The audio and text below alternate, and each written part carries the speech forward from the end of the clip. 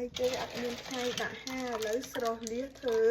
លៀសអំពិលទុំលៀសនេះដូចលៀសបឹងជ្រោយនៅស្រុកខ្ញុំកំពង់ចាមអញ្ចឹងឥឡូវខ្ញុំលាងចំនួន4ទឹកហើយទឹកឡើងសហើយអញ្ចឹងខ្ញុំត្រូវដួសវាសស្អាតមួយទៅចាក់លៀសចូលចងវាឲ្យជិតដើម្បីយកទៅស្រស់នឹងទឹកក្តៅ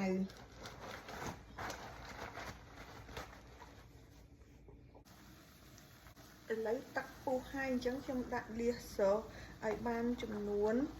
1នាទីចាំលើកចេញលៀសយើង1នាទីដែលស្រស់ហ្នឹងឥឡូវឆ្អិនហើយខ្ញុំក៏ចាក់ចូល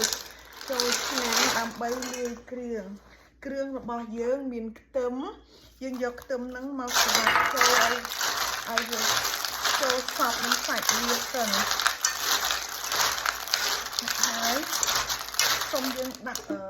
ប៉ុណ្ណឹងហើយយើងសូមយើងដាក់ម្រេច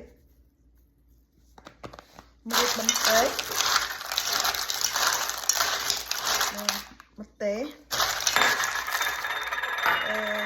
ទឹកអំពិលទុំ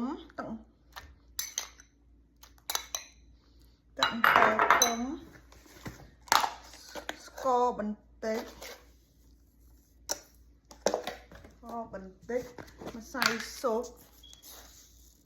ម្សៅស៊ុបមួយកូនស្លាបព្រាតូចហើយអំបិលបន្តិចប៉ុណ្ណឹងទៅរួចពីការស្រេចនេះលៀសខ្ញុំរួចហើយថ្ងៃនេះអត់មានអីទេមានតែលៀសញ៉ាំលៀសអំពិលទុំនឹងម្ទេសហើយនឹងពងត្រីចំហុយជាមួយសាច់ជ្រូកចិញ្ច្រាំមើលលៀសសិនចាំមើលសាច់ល្អអត់